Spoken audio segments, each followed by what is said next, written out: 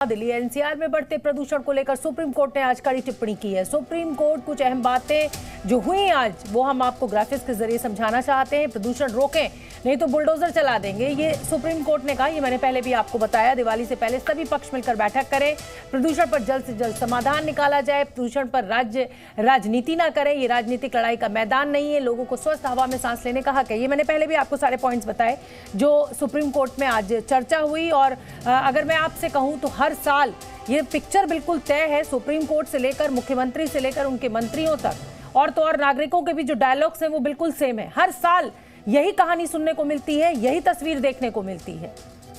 हालांकि supreme court हो चाहे हाई कोर्ट हो, हर साल इसी तरीके से संज्ञान लिया जाता है, सरकारों को के लिए कड़ी टिप्पणी की जाती है, लेकिन फिर वही ढाक के तीन पात। अगले साल फिर दीपावली से पहले इसी तरीके की दमघोटू सांस होती है। पंजाब हरियाणा पर ठीकरा फोड़ता है, हरियाणा दिल्ली पर फोड़ता है, दिल्ली उत्तर प्रदेश पे फोड़ता है, और कुल मिलाकर जो दिल्ली एनसीआर इलाके के जो नागरिक हैं वो इस दमघोटू सांस में सांस लेने के लिए मजबूर हैं। उनके पास कोई विकल्प नहीं है, क्योंकि नौकरी करनी है, कमाना है, तो इसी शहर में रहना है।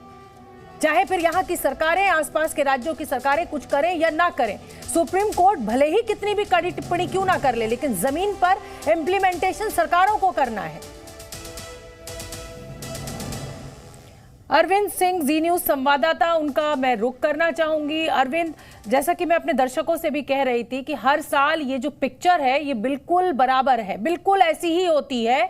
सुप्रीम कोर्ट के वही डायलॉग्स होते हैं, मुख्यमंत्री के वही डायलॉग्स, मंत्रियों के वही डायलॉग्स, और तो और हम नागरिकों के भी वही डायलॉग्स कि अरे बारिश हो जाएगी तो ठीक हो जाएगा। हर साल दीपावली से पहले ये बड़ी बुरी हालत होती है, लेकिन शर्म आती है कि इस देश में हम एक वो सांस भी नहीं ले पा रहे जो साफ हवा की हो।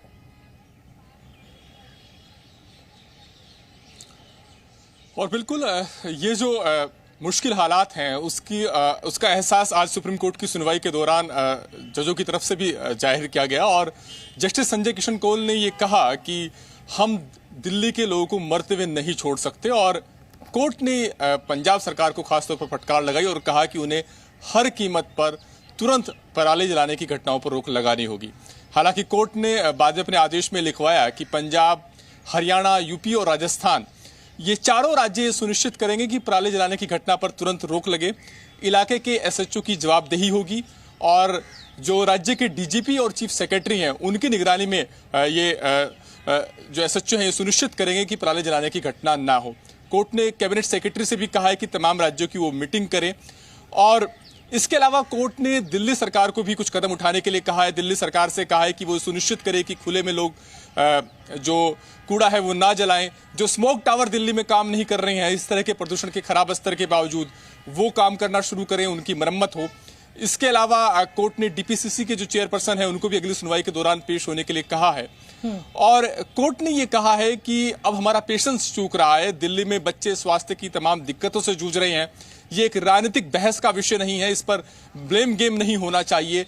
और कोर्ट ने पंजाब सरकार से साफ कहा कि हम नहीं जानते कि आप कैसे पराली जलाने की घटनाओं पर रोक लगाएंगे। आप किसानों को प्रोत्साहित करें, आप किसानों के खिलाफ दंडात्मक कार्रवाई करें, कुछ भी करें। अरविंद, यही तो दिक्कत है ना कि हर साल बिल्कुल हूबहू ऐसे ही घटनाक्रम रहता है।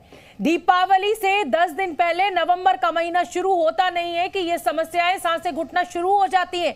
सुप्रीम कोर्ट के आप तो बहुत सालों से कवर कर रहे हैं, आप इसी तरीके से सुप्रीम कोर्ट हर बार कड़ा रुख अपनाता है, लेकिन वही ढाक के तीन पात और वही दमघोटू हवा। आप बने रहिए अरविंद मेरे साथ में। इस समय की एक और बड़ी खबर दर्शकों को बताना चाहती हूँ। आज सुप्रीम कोर्ट ने पटाखों पर बैन को लेकर भी अहम बातें कही हैं, वो भी आपको बताते हैं। पटाखों पर बैन सभी राज्यों पर लागू, दिशा निर्देश सिर्फ दिल्ली एनसीआर तक सीमित नहीं, जरूरी कदम उठाना राज्य सरकारों की जिम्मेदारी है। ध्वनि प्रदूषण पर लगाम लगाने के लिए जरूरी कदम उठाए। अरविंद, एक बार मैं फिर आपके पास आना चाहूंगी और इस बार मैं पटाखों को लेकर आना चाहूंगी। देखिए, ये बड़े दुख की बात है कि छोटे छोटे बच्चे पर त्योहारों से जिन चीजों की रौनक होती थी वो सब कुछ हम उनसे दूर कर रहे हैं प्रदूषण के नाम पर।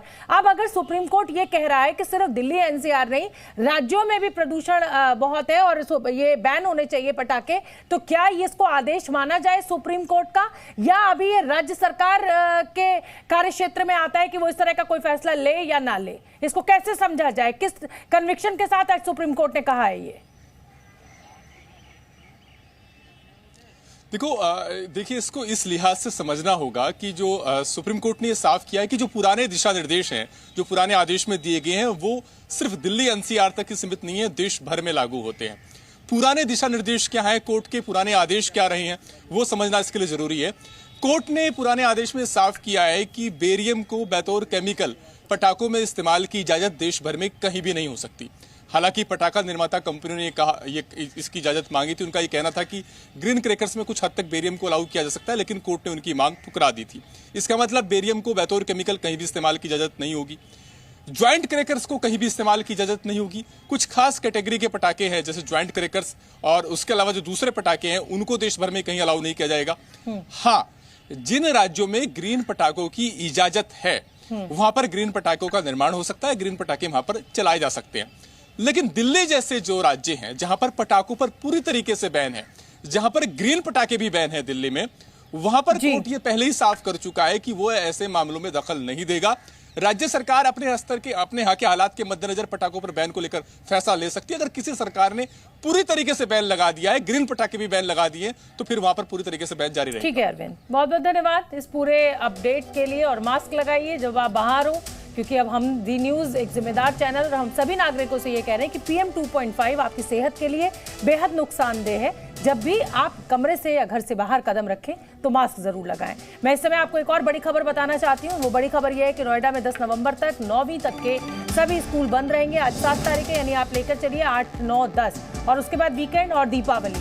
तो कुल मिलाकर अब दीपावली तक की छुट्टियां हो गई हैं। 9वीं तक के सभी स्कूलों को बंद रखने का आदेश दे दिया गया है। बढ़ते प्रदूषण पर जिला प्रशासन ने प्राइमरी से लेकर क्लास 9वीं तक के स्कूलों को 10 नवंबर तक बंद करने का फैसला लिया है। और दिल्ली में पहले ही ये फैसला लिया जा चुका है और अब ये नोएडा में भी।